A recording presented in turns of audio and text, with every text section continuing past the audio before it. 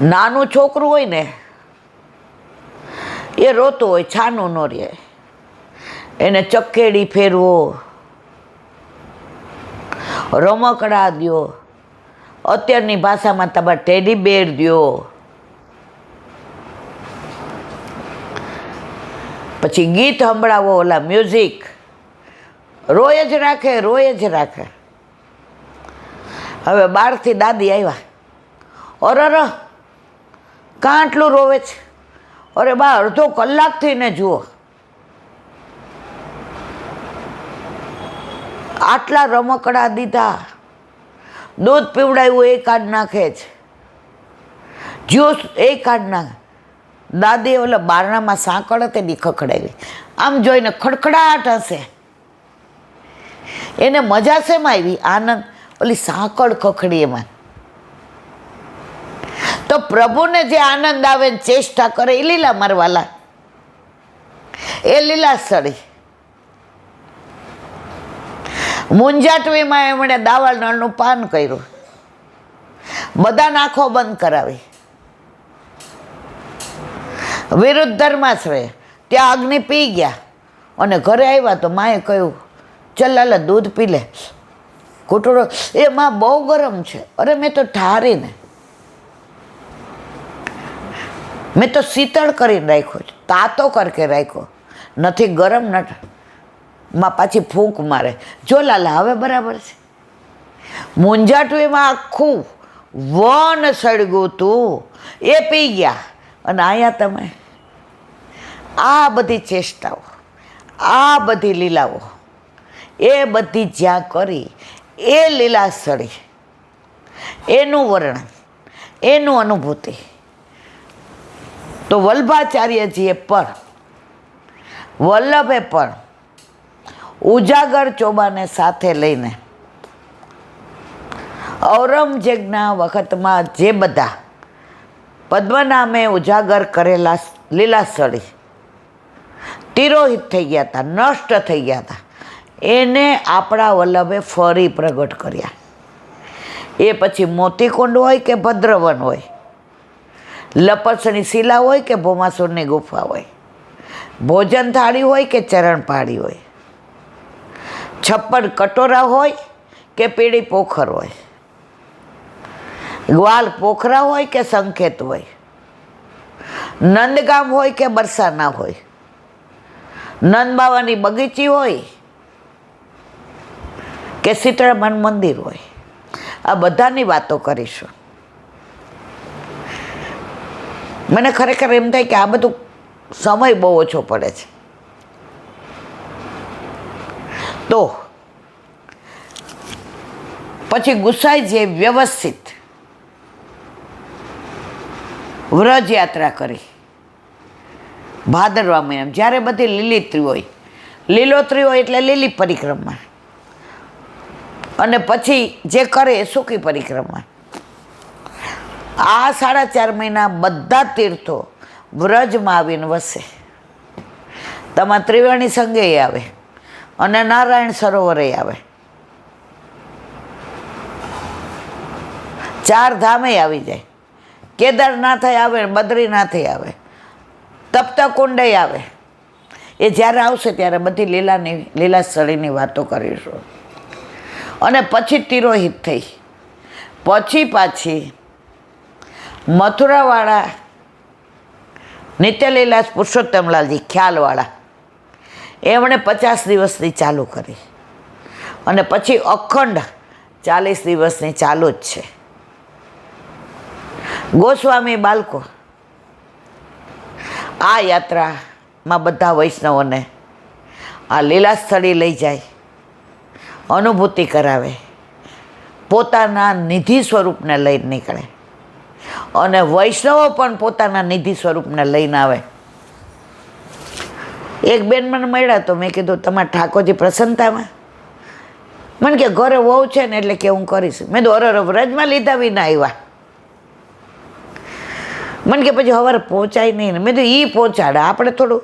મેં તો અમારા લુલા લંગડા તો એ પહોંચાડી દે છે. તો વ્રજમાં ઠાકોરજીને પધરાવીને જાઓ ને એ બતાવે, જો માં મેં માખણ ચોરી કરી હતી, માં અહીંયા યમુના કિનારો જો, અહીંયા નૌકા વિહાર લીલા કરતો હતો, માં અહીંયા ગોપીઓને બહુ છેડતો હતો, પણ બેડલાઈ હું જ ચડાવતો હતો, માં આ કદમ રોગ જોયું, વેણું વગાડીને ગાયોને અહીંયા બોલાવતો હતો, અને મીઠા નાદ કરીને ગોપીઓના નામ લઈ લઈને ગોપીઓને બોલાવતો હતો, માં તાલવનની અંદર તને ખબર છે દાવભાઈએ ધેનકાસુરને માર્યો ને તો મેં માને એમ કીધું ગધેડો માર્યો, માં મધુ નામના ઓલા રાક્ષસને માર્યો ને તો આ મધુવન, અને મધુવન્યા ઠાકોરજી માં તાર ઘરે છું ને હું એ જ હતો,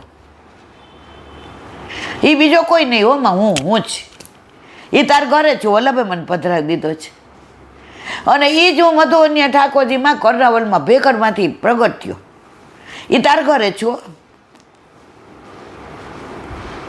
માં, બ્રહ્માંડ ગાઢ છે ને ત્યાંથી જ નવનીત પ્રિયાજી એટલે કે તાર ઘરે બિરાજે છે, ઓલી માવરની ક્ષત્રાણીને મળ્યો, આ બધી લીલા તમને બતાવશ, કોણ તમારા ઘરે તમારા માથે બિરાજતો તમારો ઠાકોરજી,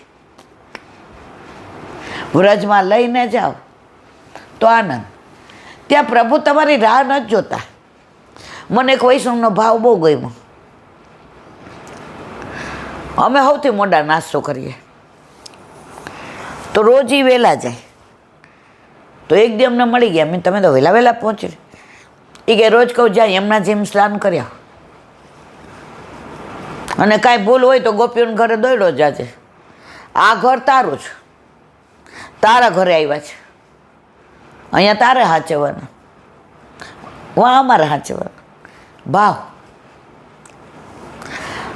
તો વ્રજ વિહારમાં તો મારે ઘણું કેવું છે મારા વાલા, પણ જો એ બધું કહીશ તો મહિનો ચાલશે. તો પછી વ્રજ યાત્રા 40 દિવસની દાન એકાદશીએ નિયમ લેવાય, અને જેટલા દિવસે વલ્લભ વર નક્કી કરે, વર વિના જાનમાં આનંદ ન આવે. પરિક્રમા કરવી હોય 40 દિવસે તો વલ્લભ ભેગું જ જવાય. સવારે 5:30 તો ઠાકોરજીની આરતી કરી અને બાળકો ઉઘાડા ચરણે નીકળી જાય, આપણી પહેલાં દોડે, અને એમના પગલે પગલે હાલો એટલે આપણાથી હલાય, હવે નથી હલાતું. તો તમે વ્રજમાં જાઓ ને સૌથી પહેલાં જેવી રીતે 16 ગ્રંથમાં વલ્લભે પહેલી સ્તુતિ યમુનાજીની કરી, એમ વ્રજમાં જાઓ તો સૌથી પહેલાં વિશ્રામ ઘાટે નિયમ લેવાનો. જે વલ્લભ કુળ લઈ ગયા હોય એ ઉજાગર ચોબાના વંશજને બોલાવી અને નિયમ લે, અને બાકીના વૈષ્ણવ પોતાના ગોરને બોલાવીને નિયમ લે. એ નિયમ લે અને તમને એ બાંધે દોરી નાડા ચડે. 40 દિવસ તમારામાં એવું જોમ રહે, યમુનાજી એવું ધ્યાન રાખે, અને 40મે દિવસે નિયમ છોડો, શરીર દુખે છે, ગોઠણ રહી ગયો છે, આજ સુસ્તી છે, આજે તાવ જેવું લાગે છે, બેન 40 તને કાંઈ નહોતું થતું હે, યમુનાજીની કૃપા. તો નિયમ લઈ, પેલા નિયમ બહુ આકરા હતા, હવે જેમ જેમ સમયનું પરિવર્તન થાય એમ શક્ય એટલા કરવા, પણ બહારનું ખાનપાન ન કરીએ. બ્રજમાં ક્યાંય અન્યાશ્રય નથી, જે મંદિર આવે ને એમાં દર્શન કરવાના, કારણ કે બધા કોના માટે આવ્યા? ઠાકોરજી માટે. તમારા સગા તમને મળવા આવે અને હું એની હારે વાતો કરું ને ભેટું ને, એનો અન્યાશ્રય ન કહેવાય. એમ વ્રજમાં પ્રભુને બધા મળવા આવ્યા છે, પ્રભુ માટે આવ્યા છે, પ્રભુ પાસે આવ્યા છે, પ્રભુના ઘરે આવ્યા છે. તો ઘરે આવ્યા હોય તો મળવું પડે ને મારવાલા. તો ત્યાંથી નિયમ લઈ અને મથુરાની અંતર્ગૃહી પરિક્રમા જે સરખી રીતે ચાલે તો 3-4 કલાક થાય, 5 થાય, વરસાદ હોય તો વારે લાગે, અને પછી પાલમાં જવાનું, અને પછી લીલા સ્થળે. તો ઘણું બધું કેવું છે.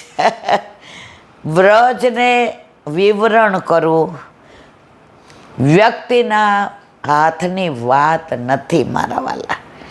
એકવાર એ રસ ચાલુ થાય ને અટકાવવો મુશ્કેલ. એ તો પ્રેમ કી બાત હે ઉદો બંદગી તેરે બસ કી નહીં. એક મિનિટ. હરિરાય મહાપ્રભુજી કી. હરિરાય વાંગ મુક્તાવલી. ચિત્તક્ષોમ ભજવૈ મુખ્યા ભાવાય પરુષમ સહિત માન એદપી કૃષ્ણોક્ત મિત્યોત્સાહ સિદ્ધય. ગુજરાતી. ચિત્ત ખડભડી ઉઠવાથી શ્રી હરિથી વિમુક્તા થઈ જાય છે. કાંઈ પણ વ્યથા આવે, કાંઈ ચિંતા આવે, શરીરમાં રોગ લાગો, ખડભડી ઉઠીએ. હમણાં ઓલા બેનનો ફોન આવ્યો, એ શું કહેતા હતા? અઠવાડિયું ઝાયડસમાં રહી આવી, 15 દી ત્યાં ઠાકોરજીની સન્મુખ જ નથી થઈ, વહુ સેવા કરે છે. મેં કીધું શ્રી કૃષ્ણ શરણમમાં બોલો. એ કે એ મોઢે નથી આવ્યું, ઓયમાં જ થાય છે. વિમુખ થઈ જાવ ને, અંત સમય આવે ત્યારે ભલભલા વિમુખ થઈ જાય. જે બધા કર્મો કર્યા હોય ને એનું પિક્ચર આવે, પણ પછી કાંઈ ન થાય. તો ચિત્ત ખડભડી ઉઠવાથી શ્રી હરિથી વિમુક્તા થઈ જાય. એનાથી પણ વિમુક્તાનો દોષ લાગે છે. વિમુખ થઈ ગયા, 15 દિવસ ઠાકોરજી પાસે નથી ગયા, તો દોષ તો લાગે જ ને. તમારા ઘરે તમારા માથે ઠાકોરજી પધરાવી દીધા છે. હવે ઓન બિહાફ ઓફ યુ, તમારા બદલે તમારી વહુ સેવા કરે છે, પણ ઠાકોરજી રાહ તો જુએ ને. આપણું છોકરું હોય, આપણે રોજ રસોઈ બનાવીને એની બાજુમાં બેસીને પીરસતા હોઈએ. 1-2 દી પછી જોયા હજીનું મમ્મીનું પીરસ નહીં તો કાંઈ નહીં, 5 મિનિટ બેસ ને મમ્મી અહીંયા. એ 5 મિનિટ બેસીએ કેવો રાજી થઈ જાય. મમ્મી જય શ્રી કૃષ્ણ, હવે જાઉં છું. લૌકિક દીકરા નહીં આવું હોય, તમારા અલૌકિકને ના. જો તમારાથી ખવાય છે, નવાય છે, તો 5 મિનિટ ઠાકોરજીને સન્મુખ થાવ મારા વાલા. એનો નાશ કરવા માટે જે કાંઈ આપત્તિ આવી પડે તે સહન કરવી. કોઈ કઠોર વચન કહી બેસે, કોઈના તરફથી કાંઈ મારકુટ વગેરે કરવામાં આવે તો તે પણ સહન કરવું. હા, આવી જાઓ. શ્રીમદ આચાર્ય ચરણ મહાપ્રભુજીની આજ્ઞા છે, સર્વ સહેત પુરુષમ સર્વેશામ કૃષ્ણ ભાવનાથ. એટલે કે બધામાં ભગવત બુદ્ધિ રાખી જે કોઈ કઠોર વચન આદિ કહે તે બધું સહન કરવું. આ બધું વાંચવું સહેલું છે, બોલવું સહેલું છે, સાંભળવું સહેલું છે, પણ સહન કરવું બહુ અઘરું છે મારા વાલા. એમાં કારણ વિના કે ને ત્યારે તો મનમાં બહુ વ્યથા થાય, પણ સત્સંગનો પ્રભાવ એવો છે. ઠાકોરજી ઘરમાં બિરાજતા હોય એનો પ્રભાવ એવો છે કે ધીમે ધીમે તમારા મનને તૈયાર કરી દો છે. Late them do what they want. ભલે કરે, એને જેમ કરવું એમ કરવા દો.